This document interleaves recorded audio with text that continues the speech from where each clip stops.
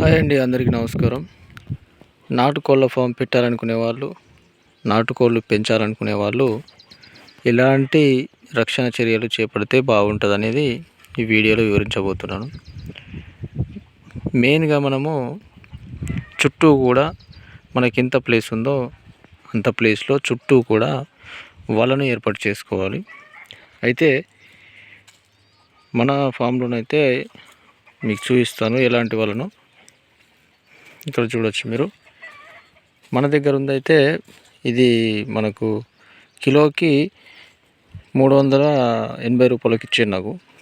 అయితే దీంట్లో నుంచి మనకు ఒక్క పిల్ల కూడా బయటకి పోదన్నమాట. మనకు ముంగిసలు కానీ పిల్లులు కానీ కనీసం పాములు కూడా లోపలికి రాకుండా ఉంటాయి. చిన్న చిన్నగా రంధ్రాలు ఉన్నాయి కాబట్టి మనకు ఏమి కూడా రాకుండా ఉంటాయి అన్నమాట. అయితే దీన్ని హైటు మనము పిల్లులు ఎగరకుండా హైట్లోనే ఉండాలి.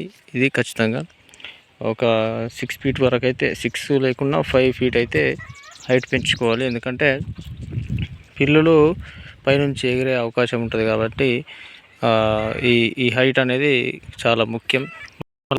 మనకు కింద కాబట్టి ఇట్లా కింద ఏదైనా మనము కానీ గాలి గాలి ఉండదు.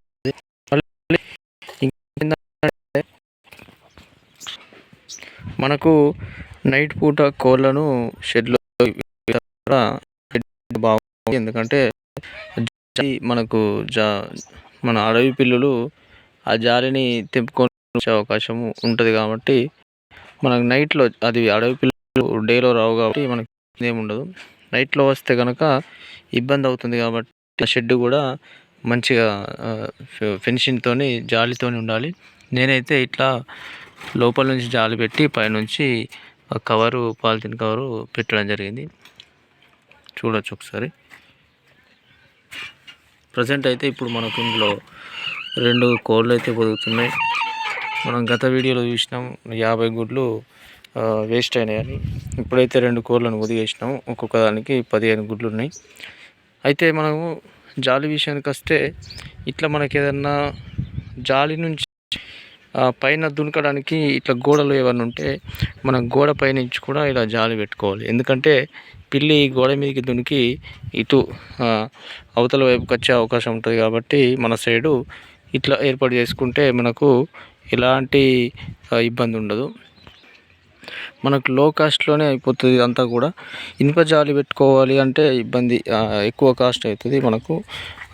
మనం ఫస్ట్ స్టార్టింగ్ చిన్నగా పెట్టుకోవాలి కాబట్టి ఇట్లా కిలో చొప్పున తీసుకుంటే మనకు 380 రూపాయలు, 400 దాకా వస్తాయి. కాబట్టి నాకైతే దీనికి 2000 రూపాయలు ఖర్చు అయింది. ఒక 5 కిలోలు అయితే తీసుకొచ్చిన. 5 కిలోలకు నాకు దాదాపు ఒక 100 కోళ్ళు అయితే తిరిగేటట్టుగా ప్లేస్లో వచ్చింది. మనకు మార్కెట్లోనైతే ఇది ఉంటుంది. మనకు ఈ వెడల్పు రంధ్రాలు అనేవి ఉంటాయి జాలి, తర్వాత కొంచెం సన్నగా ఉన్నాయి కూడా ఉంటాయి. కాబట్టి మనం సన్నగా ఏం దూరకుండా ఉండేటట్టుగా అక్కడ చూసుకోవాలి. ప్రజెంట్ అయితే నాకైతే ఈ జాలి ఇది వల పెట్టి నుంచి ఒక్క పిల్ల కూడా చనిపోలేదు. పిల్లులు, ముంగిసలు ఏమైతే ప్రజెంటు వస్తలేవు. ఇంతకుముందు జాలి లేకుండా ఉన్నప్పుడు చాలా పిల్లులు, కుక్కలు ఇట్లా చాలా ఎత్తుకపోవడం జరిగింది. ఇది పెద్ద అమౌంట్ ఏం కాదు కాబట్టి మనమే సొంతంగా తెచ్చుకొని చేసుకోవచ్చు ఈజీగా.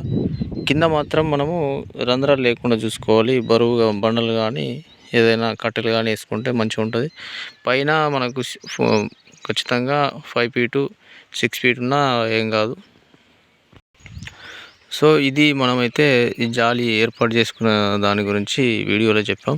అయితే ఎవరైనా కొత్తగా పెట్టే వాళ్ళు లో కాస్ట్లో తక్కువ బడ్జెట్తో ఇలాంటి జాలి ఏర్పాటు చేసుకోండి. దగ్గర ఉన్న సిటీలో ఎక్కడైనా దొరుకుతుంది ఇది మనకు. కాకపోతే సెలెక్ట్ చేసుకునేటప్పుడు వాటి యొక్క రంధ్రాలు తక్కువ సైజులో ఉన్నటువంటి జాలిని సెలెక్ట్ చేసుకోండి. పాములు, ముంగిసలు మెయిన్గా కింది నుంచి దూరే అవకాశం ఉంటుంది కాబట్టి అది మాత్రం ఖచ్చితంగా చూసుకోండి. ఇట్లా చుట్టూ మొత్తం జాలి ఉంటే మీరు డే మొత్తం మీరు ఈ ఫామ్లో లేకున్నా కానీ మనకు బయట నుంచి ఏది కూడా వచ్చేటటువంటి అవకాశం ఉండదు. నేను జనరల్గా ఎటన్నా బయటికి వెళ్ళినప్పుడు జాలి చుట్టుపక్కల పెట్టేసి, అంటే ప్రజెంట్ అయితే ఉంది, కాకపోతే అక్కడ బయట నుంచి ఇంటి దగ్గర నుంచి వచ్చే అవకాశం ఉంటుంది కాబట్టి అక్కడ పెట్టేసి వెళ్ళిపోతాం అన్నమాట. ప్రజెంట్ అయితే ఇన్ని రోజుల నుంచి నాకు ఎలాంటి ఇబ్బంది అయితే లేదు, పిల్లులు ముంగిసలు అయితే ఏం రాలేదు. ఒక్కోసారి నేను షెడ్ డోర్ను ఓపెన్ చేసి వెళ్ళిపోతా, ఎందుకంటే అవి గుడ్లు పెట్టి ఆటోమేటిక్గా వెళ్ళిపోతాయి కాబట్టి. అయినా కానీ నాకు ఈ జాలి నుంచి బయట నుంచి అయితే ఏవైతే వస్తలేవు. మీరు కూడా ఎవరైనా కొత్తగా పెట్టేవాళ్ళు ఇలాంటి జాలిని తీసుకుంటే మంచిదని నా సజెషన్. మొత్తానికి మన వీడియో నచ్చితే ఒక లైక్ చేయండి. మరిన్ని ఇలాంటి ఇన్ఫర్మేషన్ కావాలనుకుంటే మన ఛానల్ని ఖచ్చితంగా సబ్స్క్రైబ్ చేసుకోండి. Thank you for watching.